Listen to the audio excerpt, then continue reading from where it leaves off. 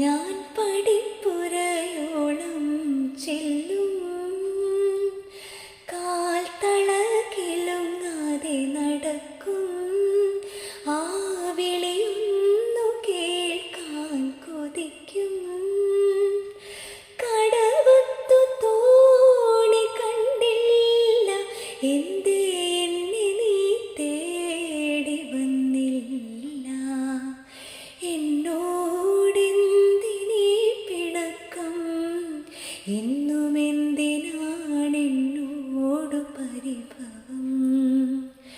ഒരു